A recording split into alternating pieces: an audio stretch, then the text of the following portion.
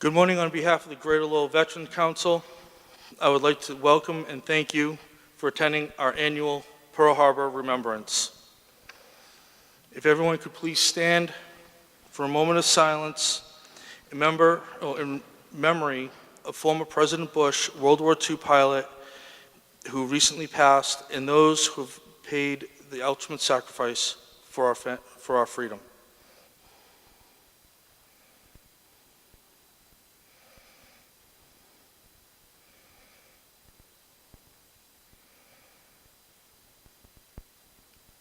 Thank you, and please remain standing.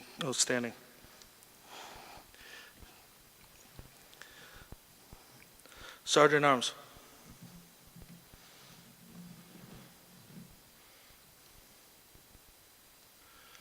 Please present the colors that you're ready.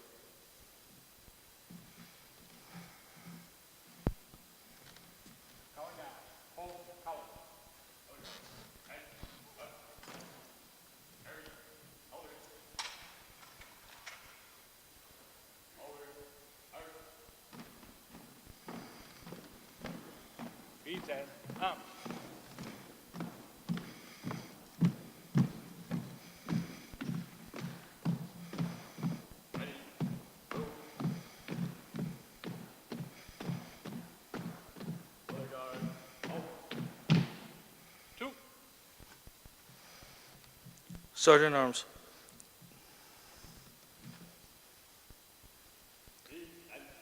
Please escort Mr. Lowell for the national anthem.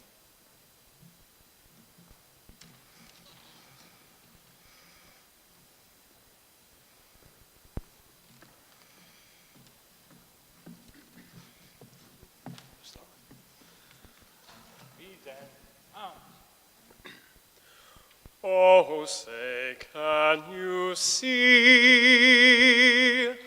by the dawn's early light what so proudly we hailed at the twilight's last gleaming, whose broad stripes and bright stars through the perilous fight o'er the ramparts we watched were so gallantly streaming,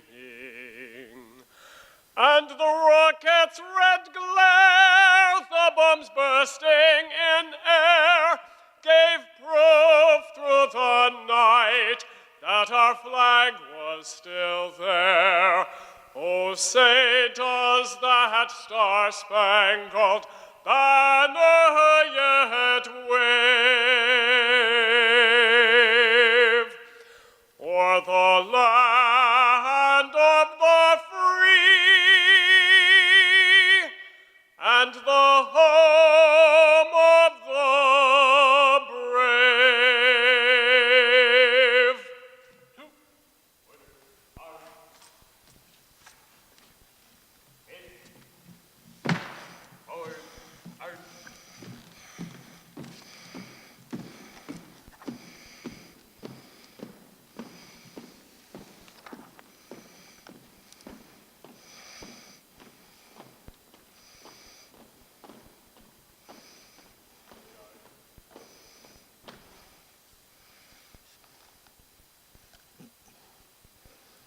Sergeant at Arms.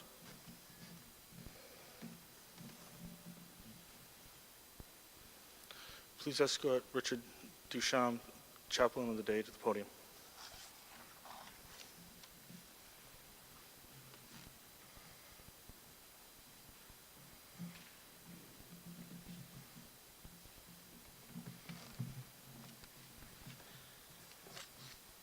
We are gathered today under the watchful eye of a high spirit to remember and honor those who made the ultimate sacrifice on this day 77 years ago, and those who answered the call, sacrificed, defended, and preserved our freedom here, and those who went to defend in far-off lands.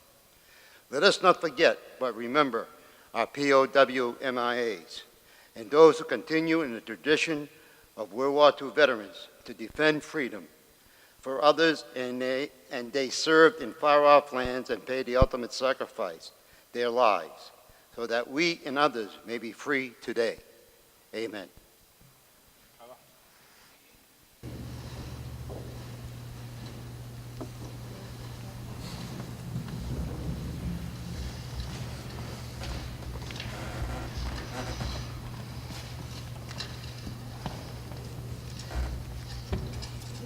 Sergeant Arms.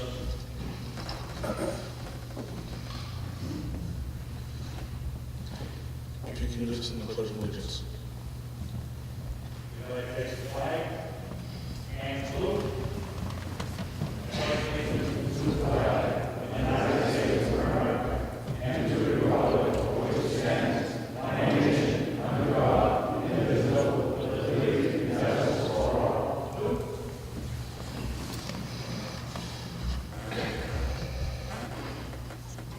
Everyone, seat, please.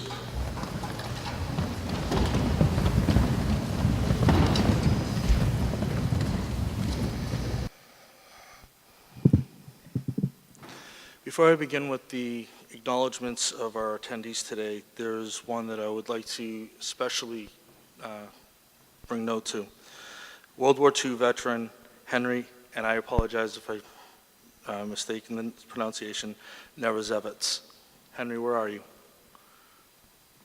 Okay, I know Henry was here. Where is he? Oh, right over there. Henry, stand up, please.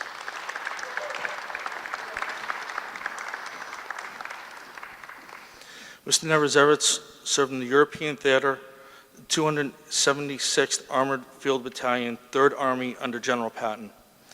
He was awarded the Bronze Star, and when speaking with him one day, he had told me that he had never gotten a scratch during the war, and that is luck. And that continues today, and if I'm correct, Mr. Nerezevets, you're 102? Yeah, he's 102 years old.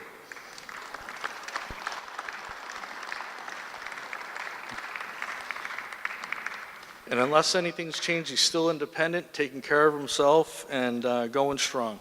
And we look forward to having you here for many, many more years. Thank you, sir.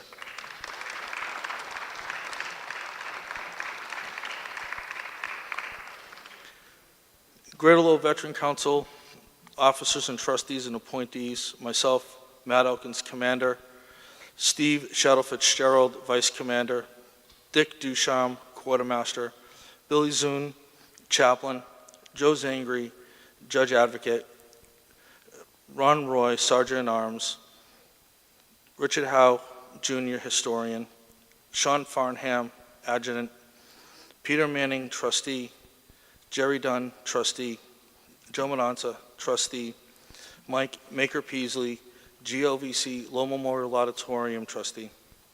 Our member organizations are American Legion Post 87 Lowell, 212 Chelmsford, 221 Bedford, 247 Tingsboro, 259 Tewksbury, 313 North Chelmsford, 315 Dracut, American Armenian Veterans, Disabled American Veterans, 25 Lowell, 47 Chelmsford, Franco-American War Veterans, Greek-American Veterans, Heart of the Traveling Soldier, Jewish War Veterans, Korean War Veterans, Marine Corps League, Merrimack Valley Vietnam Veterans, Nam Knights of Merrimack Valley, Polish American Veterans, Portuguese American Veterans, VFW Post 662 Lowell, and 9307 Dracut.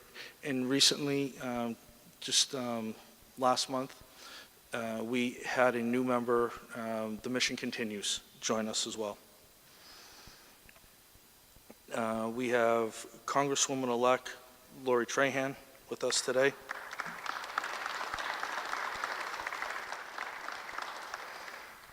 Representative Ratty Mum. Representative David Nagel. Lowell City Council Mayor William Samaras. And I know we have the Lowell Fire Chief around here somewhere. Chief, where are you? No? Oh, okay. Yep, let's give him a round. He was here earlier.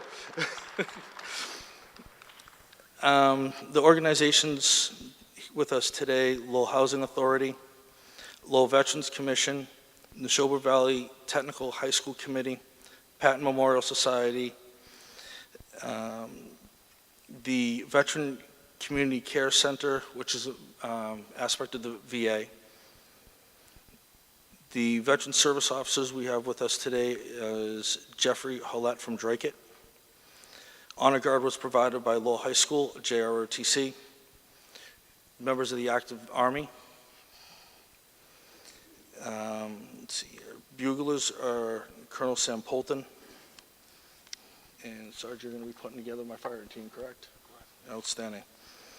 Our singers, Michael Lowell, and I have been continuously corrected on this one, so I'm hoping to get this one right. Director of Business Operations, Lowell Cemetery. Catering was done by Primo, Pizzas and Drake It. And I would also like to give a special thank you to Steve Pertel and the LMA staff, Lowell Telecommunications, the Lowell Sun, Drake It Access TV, Carbon Colors for the programs, Heart of the Traveling Soldier for the historical display for the World War II memorabilia, Eric Lamache for donating the Navy flag, which we have hanging from the balcony, and the Greater Lowell Veteran Council's Volunteer Corps. No applause for the next, please. We have the POW MIA National League of Families and the Gold Star families. If I've missed anybody, please bring it to my attention and I will acknowledge you. Sergeant Arms.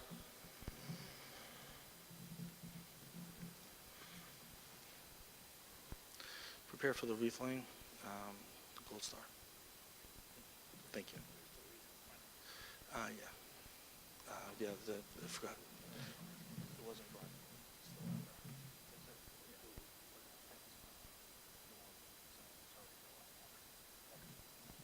Still showing that.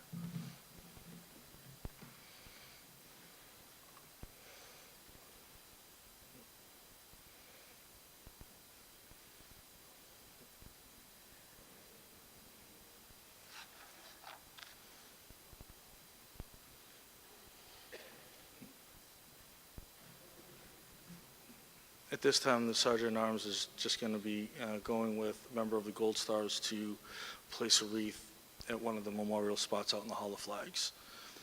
And if I saw correctly, a member of the Air Force had walked in while I was going through the acknowledgements.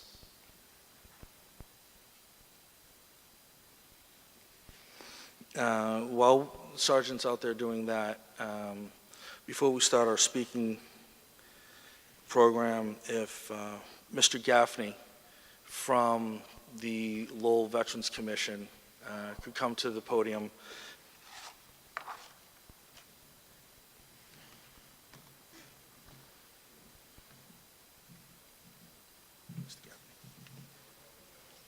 Good morning, everyone. I'm Jay Gaffney. I am honored to serve on the City of Lowell Veterans Commission, and I'm also a member of two outstanding organizations that are represented here today, the Merrimack Valley Vietnam Veterans and the Lowell Veterans of Foreign War Post 662. Last week, our family got some good news. A plane carrying my nephew James arrived at Fort Benning, Georgia. He had completed a year's service with the 1st Advisory Battalion in Afghanistan. James served with the 1st Advisory Battalion. In another month and a half, we are going to get some more good news. My nephew, John Gaffney, who is also a Ranger, an Army Ranger Infantry First Lieutenant, will be returning from his tour in Afghanistan with the 4th Infantry Division. John, who is my godson, and James, my nephew, are the children of Kevin and Kathy, of Judge Kevin and Kathy Gaffney. Kevin is a retired Army officer and is a member of the American Legion.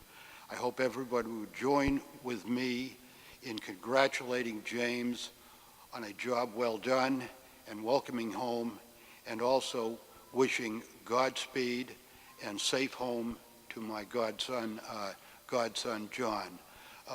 We thank them both for their courage and their service.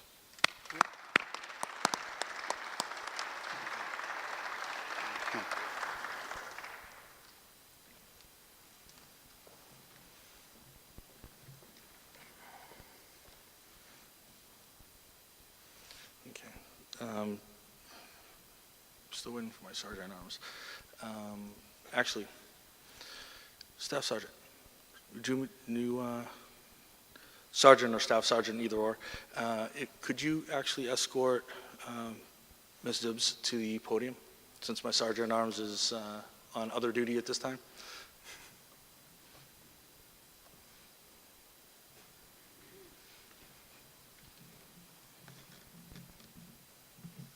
Thank you. Hi, I'm Barbara Zibb, and I am with the National League of Families of POW MIAs, Southeast Asia. I just want to update everybody for the numbers of recoveries and identifications from World War II.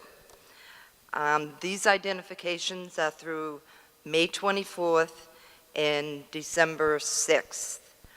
For World War II, they have identified 45.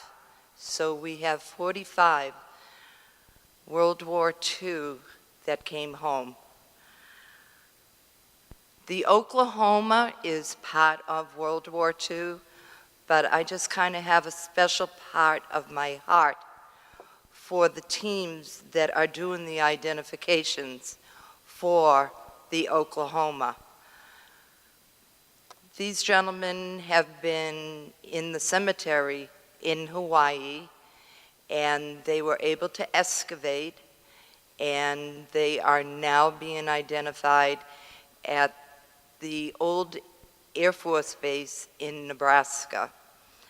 So from May 24th through December 6th, we have had 51 identifications for the Oklahoma, and I think that is so amazing that they've been able to get these numbers. So altogether from the Oklahoma, it's 121 identifications. They've also did a identification that sailor was on the Colorado. The work that these gentlemen do are unbelievable, and the sacrifice they make being away from their families to do these identifications. So the number for World War II is 72,855 now. So next event that we have, I will update what's going on. My other thing that I really would like to say is that if anybody has an MIA family member from any war, from Korea, World War I, World War II, that if they have not done DNA, please do the DNA so they can identify. I've heard some different comments, the reason why that they haven't, or so on and so forth, but they'll never be identified if they don't have DNA. Somebody did say to me, well, if they have dog tags on, that's enough. They will not identify with somebody with a set of dog tags on. They have to go through the whole process of DNA to make final decisions. So just keep that in mind if you know of an MIA family that has not done DNA. The other thing I'd just like to turn around and say, this is World War II. Mom, Dad, they're both World War II Navy. Thank you for your service, and I am proud of you. I need my notes. Thanks.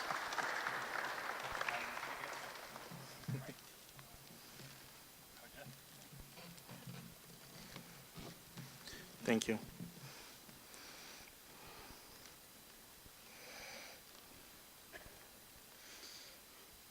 And when my Sergeant at Arms is done handing out flowers, if he could fall into the front of the podium.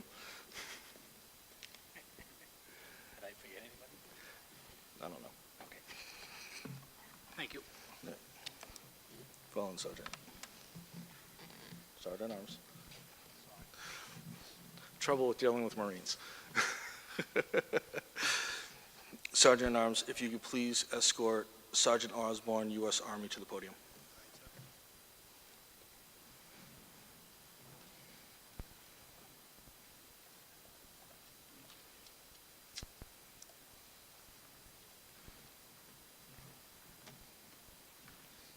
Sergeant, podium's yours.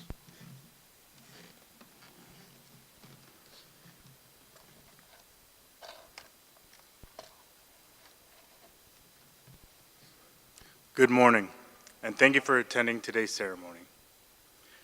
Thank you, Councilwoman-elect Lori Trahan, Representative Tom Golden, Representative David Nagel, and Representative Randy Mom, and to all our special guests, Staff Sergeant Retired Henry Neverzetz, and all veterans in attendance.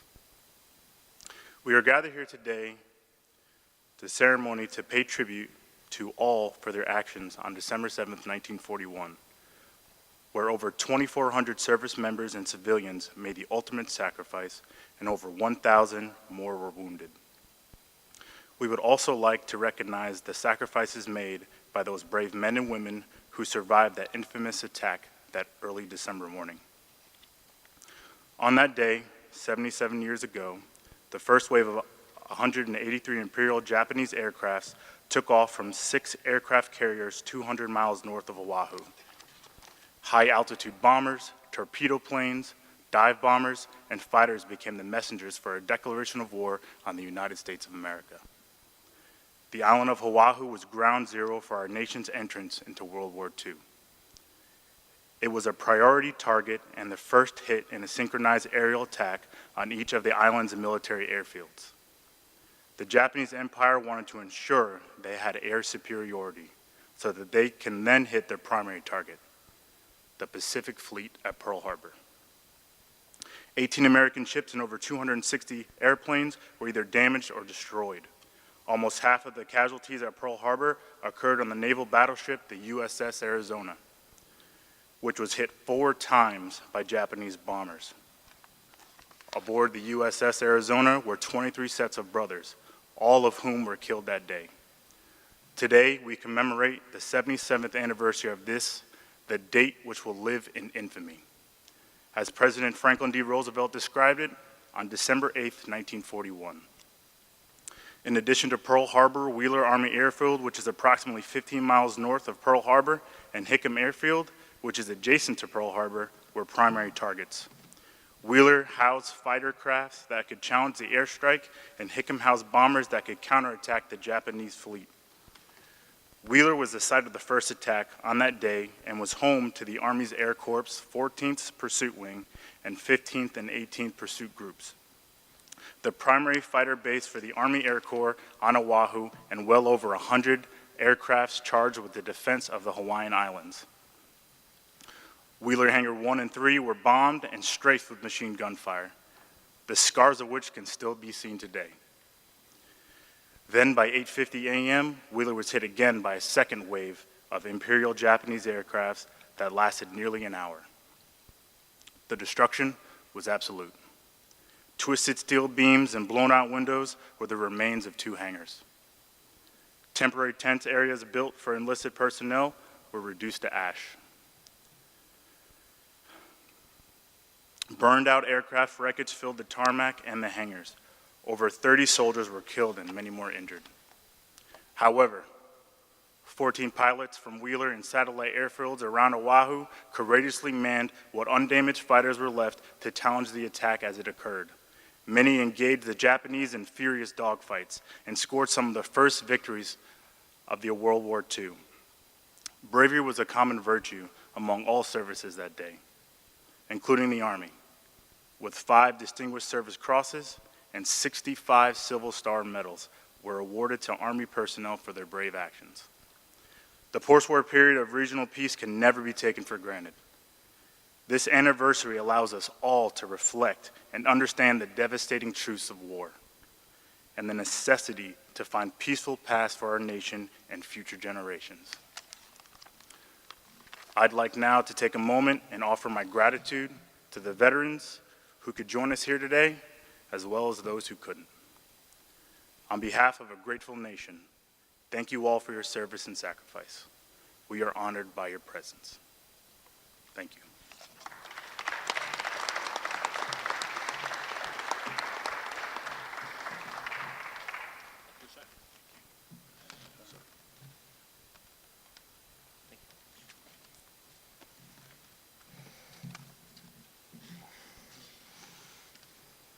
Sergeant Arms, don't go too far. If you could please escort Congresswoman-elect Lori Trahan to the podium. Thank you, sir.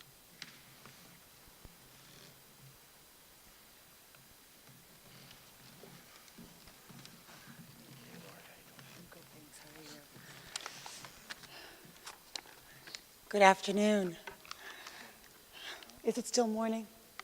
It's morning somewhere. Well, thank you for having me here today. I want to thank the Greater Lowell Veterans Council for inviting me to be a part of this ceremony. Today we gather to honor those 2,403 brave souls we lost on December 7th, 1941, during a surprise Japanese attack on the Naval Station Pearl in Hawaii and the start of World War II. I had the pleasure of visiting World War II valor at the Pacific National Monument a few years ago. And what was most striking to me about that visit was how the USS Missouri bow faces the monument to watch over the remains of the heroes that we lost on the USS Arizona, memorializing our heroes in history. Today is a day to also pay gratitude to all of those who served in World War II. Heroes like Henry Nereshevitz, Barbara's parents, and all of you who have loved ones who served. Truly our greatest generation in this country, whose stories of bravery and courage must be told, remembered, and honored on days like today and whenever we have the opportunity. This week we mourn the loss of a true American war hero, President George H.W. Bush, the last of the living presidents to have served our country in World War II. We're reminded of his bravery at Chichijima as the youngest pilot in the U.S. Navy and the only airman in the invasion to evade capture and horrific death at the hands of our then enemy. He flew 58 combat missions, logging almost 1,300 hours of flight time, and earned the Distinguished Flying Cross for his service. We know that there are so many stories of servicemen and women whose bravery, courage, and toughness who fought in World War II to protect our freedom, protect our liberty, for we have so many of those heroes who come from our communities. So on days like today, it is our duty to keep their stories alive, to honor their sacrifice, and to offer our humble gratitude. Thank you to all of you, those who have served, those who are still serving, and your families. We owe you a debt of gratitude today and every day. And God bless you all. Thank you.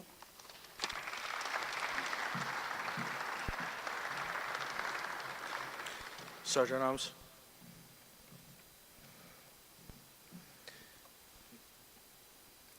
Please escort Mr. and Mrs. Powers to the podium.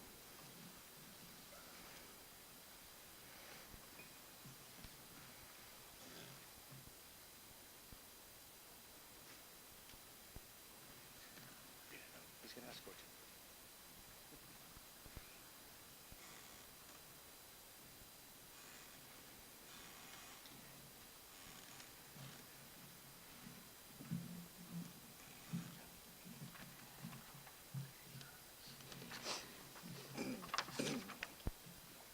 Good morning.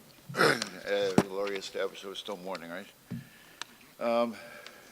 I'm here just for a moment to introduce my wife, who has never spoken publicly before, and since I have a little less trouble with it, she figured that I could introduce her. Somebody did. For her discussion about the other side of the earth from Pearl Harbor,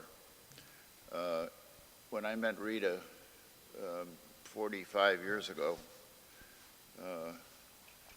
I didn't know much about her family. And I found out after the fact that she was an immigrant from Poland, born in Russia, and that her father had lived through the Holocaust as a Jew in a horrible way, and most of her family was killed during the Holocaust on both sides of the family.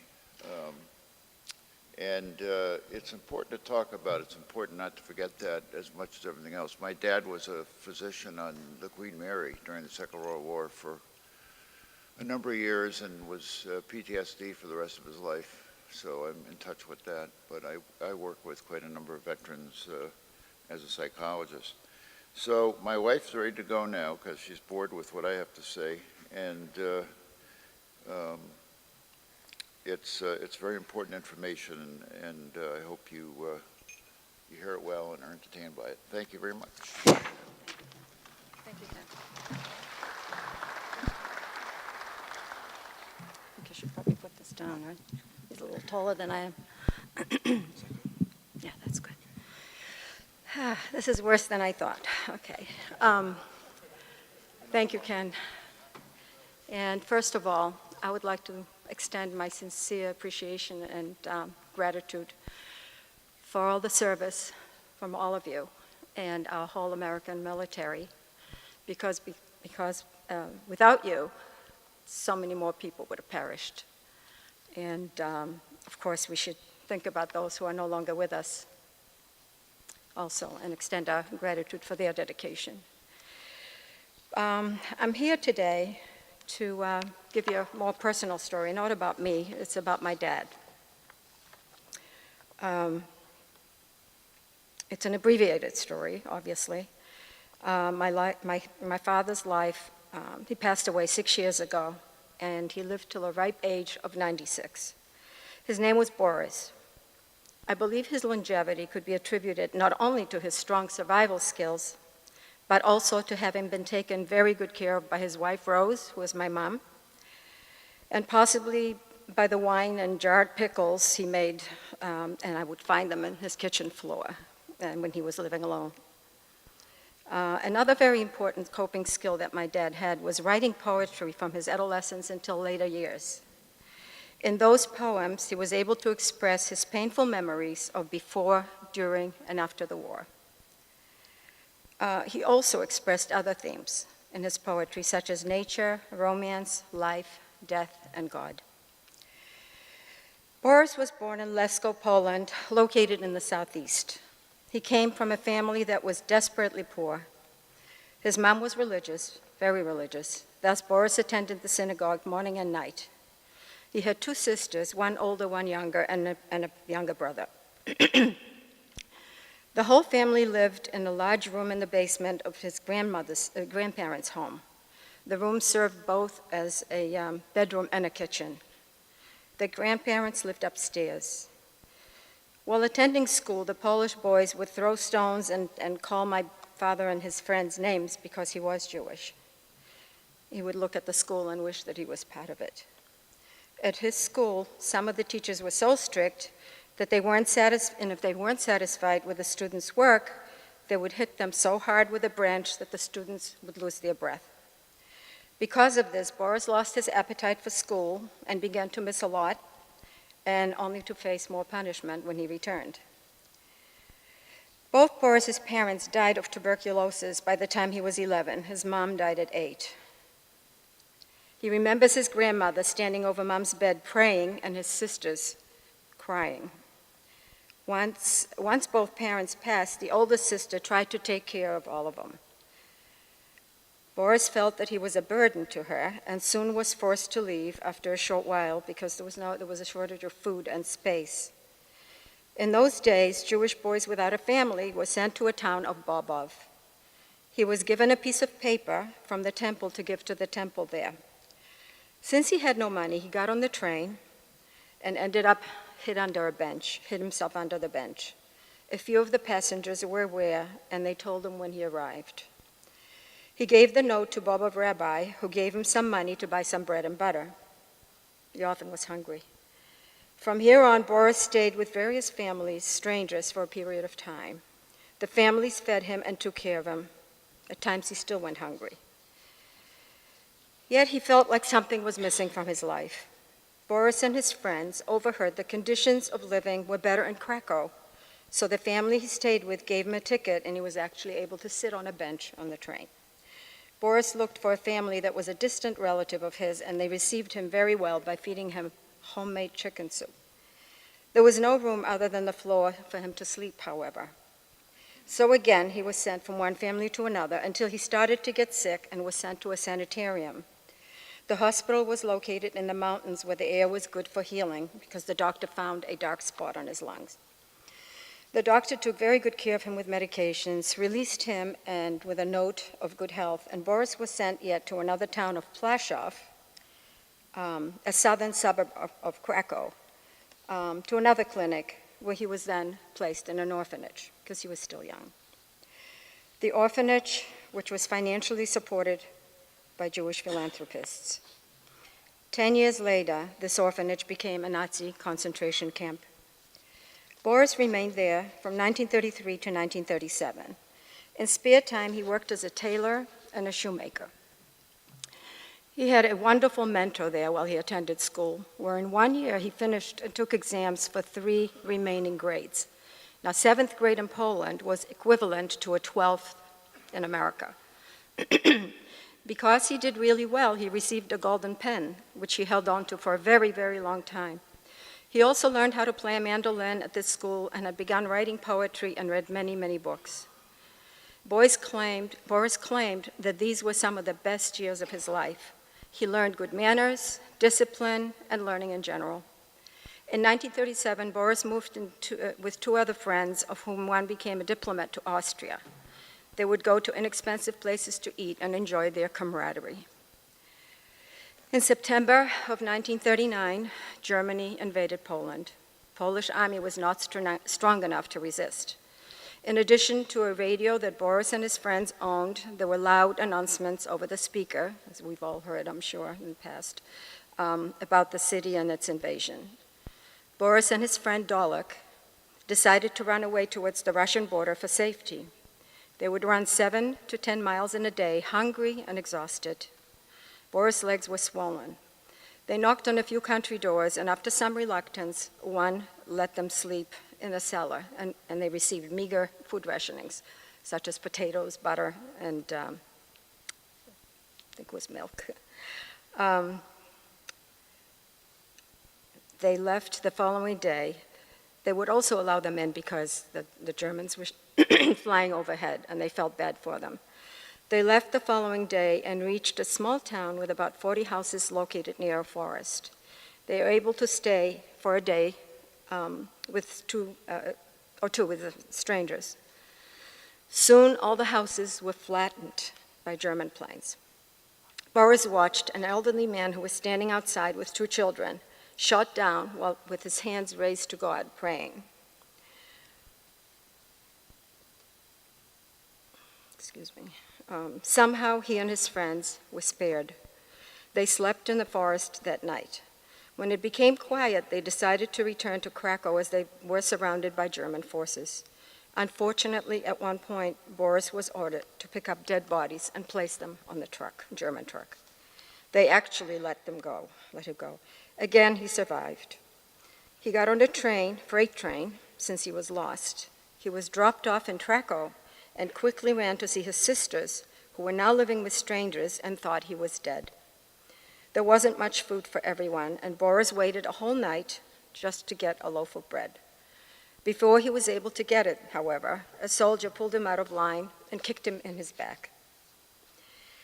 Once the Germans occupied Krakow, he had decided to run away to Russia again. His sisters and brother refused to go with him. Later in America, he found out that both his sisters were hung by the Nazis. He also found out that his brother was shot to death since he was not able to keep up with the work detail. Here again, destitute and lonely, he found a friend who had a carriage and horses to start their travel until the horse was shot at and died. They reached a river, and while crossing the river on the border, a Russian soldier pointed a rifle at him and yelled out to Boris, pointed a rifle at Boris. And Boris yelled out to the Russian soldier, "Go ahead, shoot me. I'm not going back, and if I go, I'm going to get shot there anyhow." So the soldier let him go. Again, he survived and ended up in Pushkino, where he stayed with yet another family and ended up catching malaria. He was given Chinese medications at the hospital. People were dying like flies from malaria, yet he was fortunate to survive, ending up with jaundice. While sick, he remembers having awful nightmares. Upon reaching Uzbekistan, he met his future wife, Rose, my mom, who was born in Odessa. They married, and after giving birth to me in Lwów, my dad convinced my mom to return to Poland, hoping he would locate the rest of his family, but also hoping to provide better life for his immediate family. All along, he was able to work as a cobbler, creating top shoe designs. I remember helping him put the shoes together, and they were beautiful and stylish with detail. In 1952, my mother gave birth to my twin brothers. Unfortunately, she suffered postpartum depression, and the children had to be taken away elsewhere for a while. My dad believes that this triggered my mother's depression, of course, in addition to the war and being taken to a country away from her family, a new country. Still not satisfied, at the end of 1961, he and my mom decided to leave for America, the land of freedom and opportunities. It took 14 days for us to get on a ship called Rindam. Initially, both he and Rose worked in a shoe and clothing factory by piecework, which meant that the faster you worked, the more money you were paid. During those days, he made friends with a man who was in the concentration camp in Plaszow. The man shared a story with my dad that he had to watch the Germans round up 20 people and hang them publicly due to someone trying to escape. This was supposed to be a lesson for the remaining folks. Boris found out that his sisters were among the 20. After working hard, they saved some money and purchased a variety store which required 16-hour days, 7 days a week. After some years, he sold the store when my mom became very sick. She had schizophrenia, and in those days, it was very difficult to treat. Rose passed away tragically, but that's another story in itself. After her death, Boris found a subsidized apartment where he met some nice people and made some human connections. In spite of his loneliness and solace, the paper, pencil, and a dictionary kept him going. He began writing poetry, as mentioned before, where he was able to express himself mostly about youth and aging and life in general. He met a Mr. John Court from Catholic Charities there, who also was a published writer. He would visit my dad frequently for 4 years until Mr. Court's death. He was 102. Together, they would discuss religion, spirituality, war, joys and sorrows, and Catholic and Jewish concepts and beliefs. My dad cherished that friendship. My dad told Mr. Court that his wounds in his heart never healed with memories of people he loved and lost. Finally, in 2007, his poems were published in English in the United States. I would like to quote just one of the verses of his poems called To a Friend. "There is still a long race to be run and a lot to be done. Do not haste to an unknown place, the ground of which all of us are bound. We have our orders to obey. That means patience. Here we stay.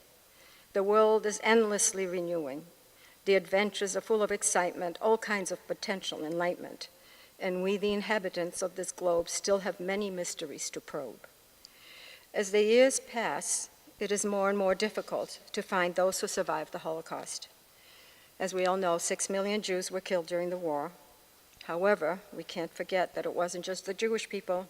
It is estimated that 60 to 80 million people have perished. Thus, we must never, never forget what happened and never allow of anything like this to happen again. I thank you again for your service. Without you, he wouldn't have made it, and I wouldn't be here. So thank you. Thank you for listening.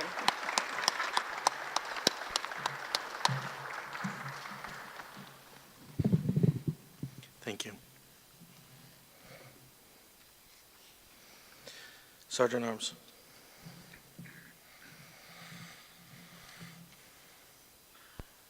Please escort Mr. Lowell to the podium again, please.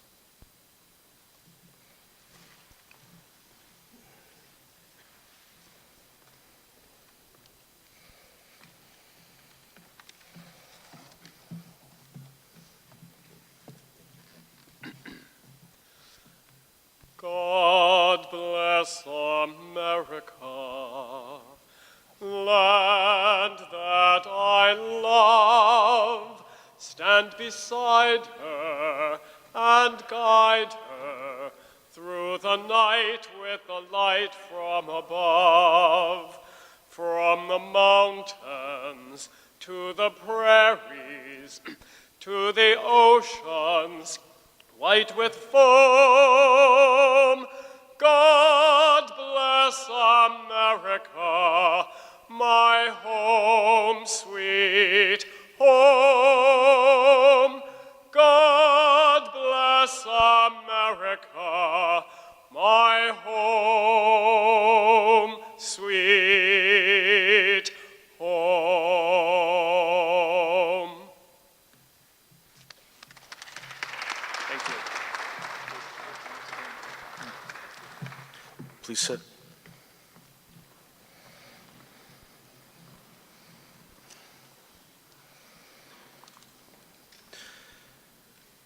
Normally at this point of the program, I'd say a few words, but at this point, hearing from Mr. and Mrs. Powers, especially the story Mrs. Powers recounted, I wouldn't know what else to say. And nothing else that I could say could truly capture the importance and impact the attack on Pearl Harbor had on the world, and the countless untold stories, especially since that event sent the American forces into Europe to liberate Europe so that your family and many others could survive. The only thing that I could think of to add to the immeasurable human impact that that day had was that a cashier up in Nashua, at Nashua Wendy's, that I sometimes frequent, whenever I go in, she always thanks me for my service with such pride and emotion. The last time I was there, she told me that she was from the Netherlands. She paused and said that her grandmother raised her to always thank service members and veterans because it was the Americans that had liberated her and her country from the oppression and the horror of the Nazis. She and her grandmother credit the American forces for their lives and cherish every day of their life, and are thankful for those who have served since then and continue to serve to protect ours and others' freedom. Today, the first video chronicles the history of World War II, from the Treaty of Versailles to the Japanese surrender, using actual World War II footage. The second is a song dedicated to those who paid the ultimate sacrifice. I ask that all remember that freedom is not free, but paid for with blood, sacrifice, and lives. Thank you. Have a seat.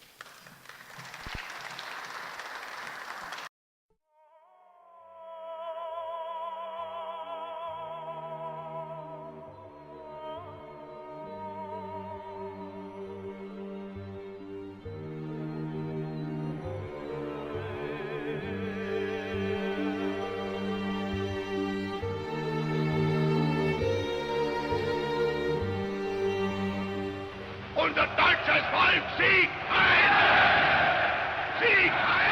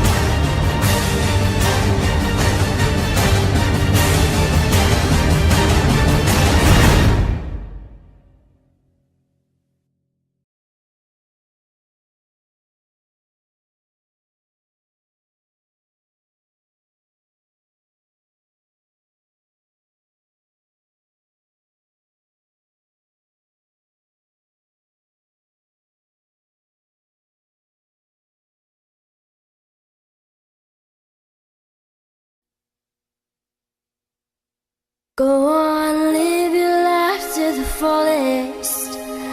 Hold your dreams so people can see you. Live, love, laugh with every given day.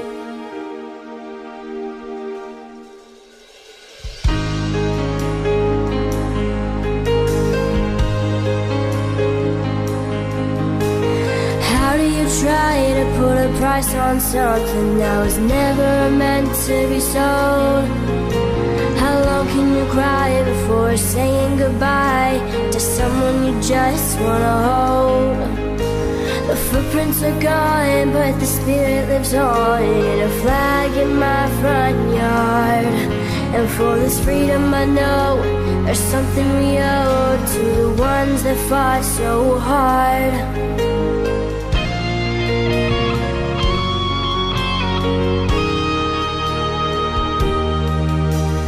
Battles like these are remembered. No time heals or leaves a scar. But there's the bittersweet taste of freedom in those moments that define who we are. But is there a way we could ever say, oh, thanks for what you've done? There's a flag waving in the darkness. There's a song beneath these waves. I hear the voice of 1,000 soldiers crying out beyond their graves. I may be gone, but don't forget me. I may be lost, but my ship remains, and she will testify as the years roll by to a land where freedom reigns.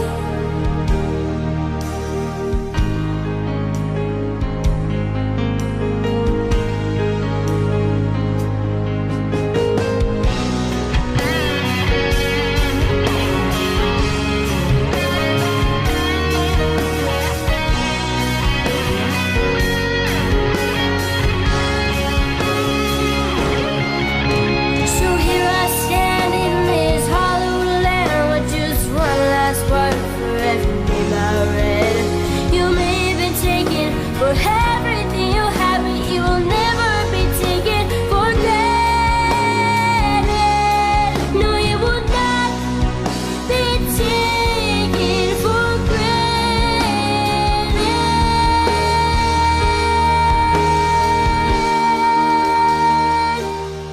'Cause there's a flag waving in the darkness. There's a song beneath these waves. I hear the voice of 1,000 soldiers crying out beyond their graves. I may be gone, but don't forget me. I may be lost, but my ship remains, and she will testify as the years roll by to a land where freedom, to a land where freedom, to a land where freedom reigns.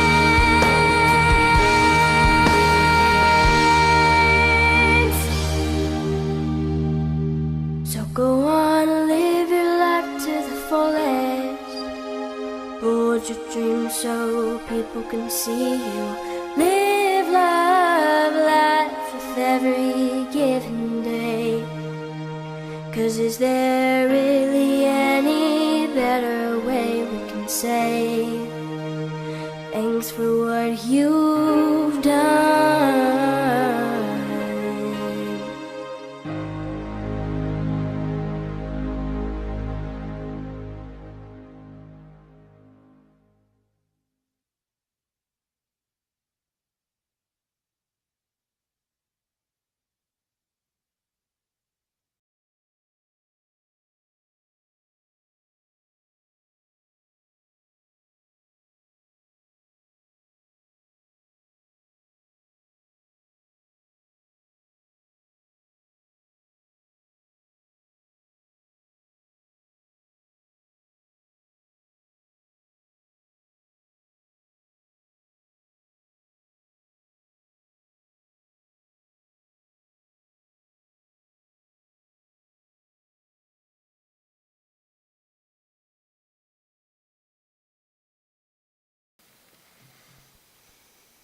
Please escort Chaplain of the Day, Richard Duchamp, to the podium.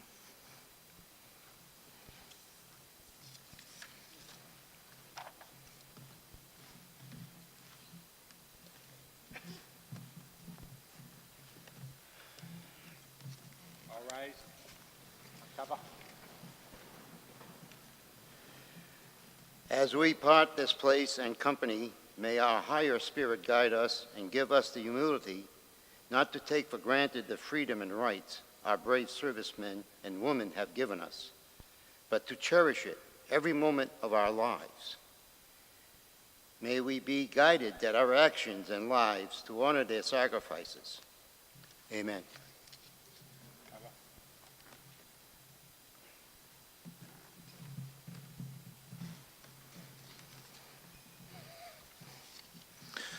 We will now go out to the river for water ceremony and firing and taps. The water ceremony is a naval tradition that honors the fallen.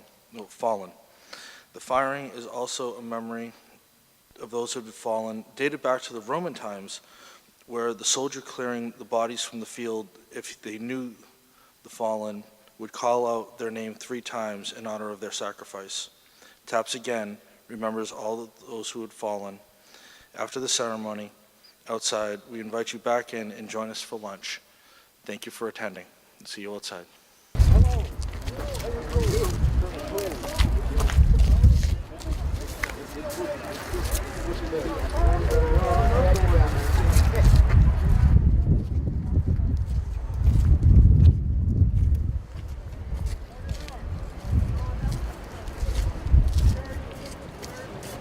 Forward, arms. Half right. Ready, aim, fire. Ready, aim, fire. Ready, aim. Half left. Breathe in, out.